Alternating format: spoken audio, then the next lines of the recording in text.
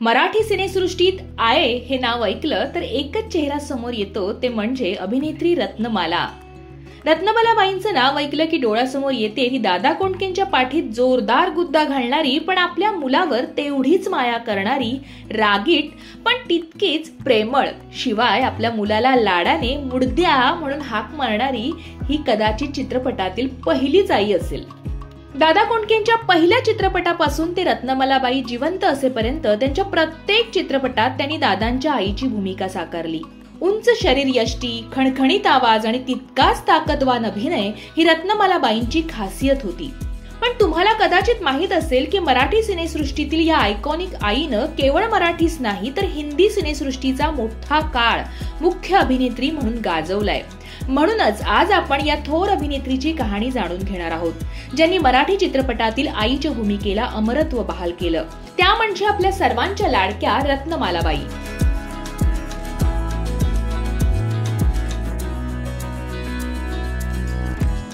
ज्यांना दादा कोंडके आये म्हणून प्रेमाने हाक मारायचे. रत्नमालाबाई यांचे मूळ नाव होते कमल भिवनकर. त्यांचा जन्म 1924 साली झाला. 1938 साली मेळ्यामध्ये काम करत असतानाच वयाच्या 14व्या वर्षी त्यांना दादासाहेब तोरणे यांच्या भगवा झेंडा या चित्रपटात भूमिका मिळाली. दादासाहेब तोरणे यांनीच त्यांचं कमल हे नाव बदलून रत्नमाला असं केलं.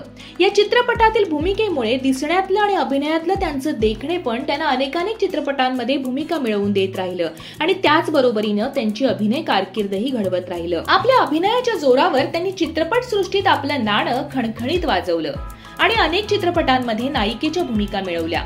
माझी लाडकी या चित्रपटातील नायिकेच्या भूमिकेमुळे त्यांना खरी ओळख मिळाली आणि त्या यशाच्या मार्गावर निघाल्या. भगवा झेंडा या चित्रपटानंतर रत्नमाला यांना सरस्वती सिनेटोनच्या माझी लाडकी या चित्रपटात नायिकेची भूमिका मिळाली.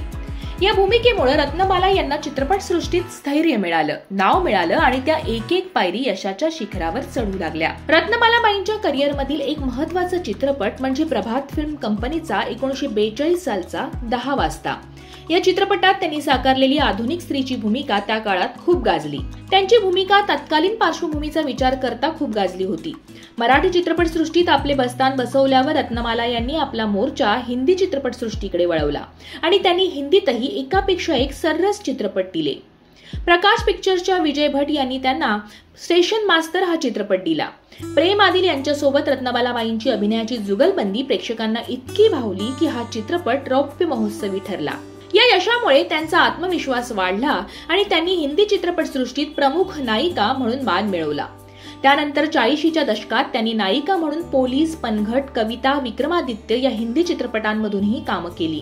हिंदी चित्रपटांमध्ये काम करत असताना त्यांनी मराठी चित्रपटांमध्येही विविध भूमिका साकारल्या.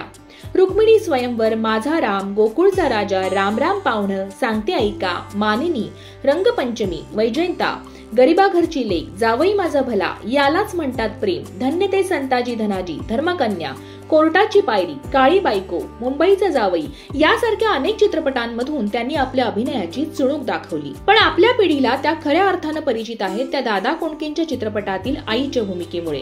दादा कोंडके यांनी आपल्या चित्रपट कारकिर्दीला सुरुवात केली तेव्हा त्यांच्या प्रत्येक चित्रपटात आईच्या भूमिकेत रत्नमालाबाईंचे नाव झळकू लागले. दादांचे गुरु भालजी पेंढारकर यांनी दादांची आणि रत्नमालाबाईंची ओळख करून दिली. भालजींनीच दादांना रत्नमालाबाईंना आय म्हणून हाक मारण्यास सांगितलं. दादांनी आपल्या एकटा जीव या पुस्तकात यासंबंधी अनेक रंजक किस्से लिहिले आहेत. सुरुवातीला दादांना रत्नमालाबाईंना आय म्हणणे जड जायचं, पण नंतर प्रत्येक चित्रपटात त्यांनी रत्नमालाबाईंना आईची भूमिका दिली आणि त्या दादांच्या खऱ्याखुऱ्या आयुष्यातील आई बनल्या. भालजी पेंढारकर यांच्या आईच्या व्यक्तिरेखेनं प्रेरित होऊन दादांनी रत्नमालाबाईंना अशी आई साकारायला सांगितली जी कणखर, रागीट पण मुलावर जीवापाड प्रेम करणारी आहे. दादांच्या सोंगाड्या, एकटा जीव सदाशिव, पांडू हवालदार, रामराम गंगाराम, बोट लावीन तिथं गुदगुल्या, ह्योच नवरा पाहिजे, आली अंगावर, मुका घ्या मुका, हऱ्या नाऱ्या जिंदाबाद, थापाड्या, लक्ष्मी, नवरे सगळे गाढव, प्रीत तुझी माझी, जावयाची जात यासारख्या अनेक चित्रपटांमध्ये रत्नमालाबाईंनी आईची भूमिका साकारली.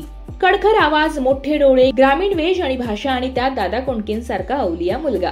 रत्नमालाबाई आणि दादांची चित्रपटातील जुगलबंदी प्रेक्षकांना खूपच आवडायची. मुलाला त्रास देणारा खोडकर मुलगा आणि त्याला पाठीत गुद्दा घालून मुडद्या म्हणून हाक मारणारी आई रत्नमालाबाईंनी अत्यंत उत्कृष्टपणे साकारली. दादांनी आपल्या चित्रपटांमधील आईची पारंपरिक प्रतिमा पूर्णपणे बदलली आणि रागात असली तरी मुलावर प्रेम करणारी आई साकारायला लावली.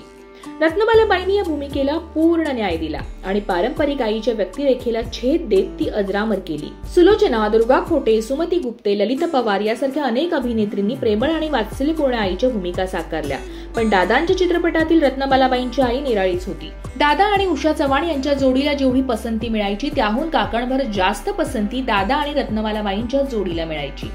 उषा चव्हाण यांच्यासोबतच्या दृश्यांपेक्षा रत्नमालाबाईंसोबतच्या दृश्यांना प्रेक्षकांचा अधिक प्रतिसाद मिळायचा. रत्नमाला यांनी नकलाकार आणि चरित्र अभिनेता म्हणून सुप्रसिद्ध असणाऱ्या रवी पंडित यांच्याशी विवाह केला आणि त्यांना जयकुमार नावाचा एक मुलगाही झाला. रत्नमाला यांचं खासगी आयुष्य वादळ होतं. दादा कोंडके यांनी त्यांच्या एकटा जीव या पुस्तकात रत्नमाला यांच्याबद्दल बोलताना अनेक धक्कादायक खुलासे केले आहेत. एकदा दादा कोंडके ताडदेव येथील त्यांच्या ऑफिसमध्ये काम करत असताना दुपारी साधारण 2 ते 2:30च्या सुमारास अंधेरी पोलीस स्टेशन मधून एका इन्स्पेक्टरचा फोन आला. हा इन्स्पेक्टर दादांचा चाहता होता आणि त्याने दादांच्या चित्रपटांचं कौतुक केल्यानंतर एक धक्कादायक माहिती दिली. रत्नमालाबाईंच्या बंगल्यावर त्या रात्री धाड पडणार होती. इन्स्पेक्टरला खात्री होती की रत्नमालाबाई या दादा कोंडकेंच्या खऱ्या आई आहेत, जे सिनेमातील त्यांच्या भूमिकेमुळे निर्माण झालेला गैरसमज होता. त्याने दादांना सांगितलं की रत्नमालाबाईंना सावध राहण्याचा सल्ला द्यावा. दादांना ही बातमी ऐकून धक्काच बसला. त्यांनी तत्काळ रत्नमालाबाईंना फोन करून सावध राहण्यास सांगितलं. रत्नमालाबाईंच्या घरी पत्ते खेळण्याचा छंद होता आणि त्यांच्या बंगल्यावर नेहमीच अनेक जण पत्ते खेळण्यासाठी जमत असत. पण यामागचं खरं कारण वेगळं होतं. नंतर दादांना समजलं की रत्नमालाबाई या पैसे कमवण्यासाठी तिथे मुली पुरवायच्या आणि म्हणूनच पोलीस धाड पडणार होती. या घटनेनं रत्नमालाबाई आणि दादा यांच्यातील नातं काहीसं बदललं. रत्नमालाबाई दादांशी सावधपणे वागू लागल्या आणि वैयक्तिक गोष्टींबद्दल कमी बोलू लागल्या. रत्नमालाबाईंचा मुलगा जयराज, ज्याला सर्वजण बाबा म्हणायचे, हा स्वभावानं भोळा आणि प्रामाणिक होता. जयराजचं वैवाहिक आयुष्यही रत्नमालाबाईंमुळे बिघडलं. त्याच्या पत्नीला रत्नमालाबाईंचे उद्योग आवडत नव्हते आणि म्हणूनच रत्नमालाबाईंनी तिला घराबाहेर काढलं. जयराजनं वारंवार विनंती करूनही रत्नमालाबाई ऐकत नव्हत्या. या सगळ्याचा मानसिक ताण जयराजवर इतका वाढला की त्यानं एक दिवस गाडीखाली आत्महत्या केली. त्याच्या खिशात एक चिठ्ठी सापडली, ज्यात त्यानं लिहिलं होतं की त्याच्या डायरीत आत्महत्येचं कारण लिहिलं आहे. पोलिसांनी ती डायरी तपासली आणि त्यात रत्नमालाबाईंच्या गैरकृत्यांचा उल्लेख होता.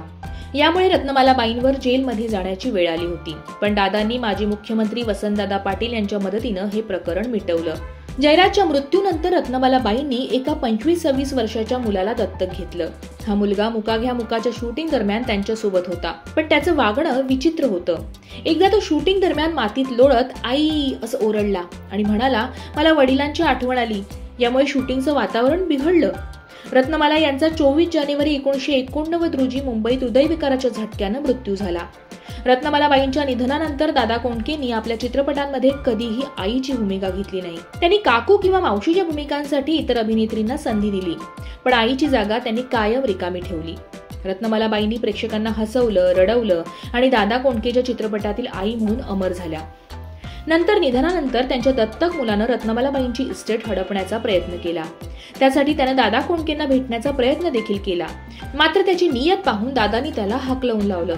रत्नमालाबाईंच्या अभिनयानं मराठी चित्रपटसृष्टीतील आईच्या व्यक्तिरेखेला एक नवीन ओळख दिली.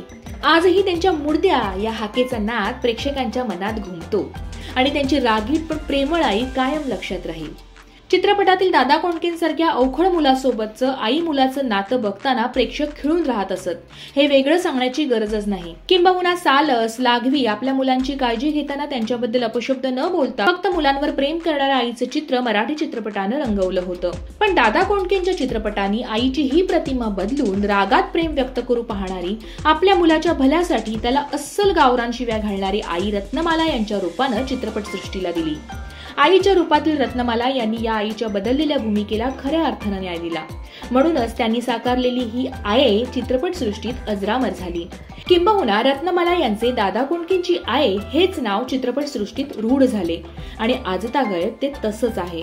तुम्हाला ही बायोग्राफी कशी वाटली हे आम्हाला कमेंट करून नक्की कळवा आणि लोकमत फिल्मीला सबस्क्राईब करायला विसरू नका.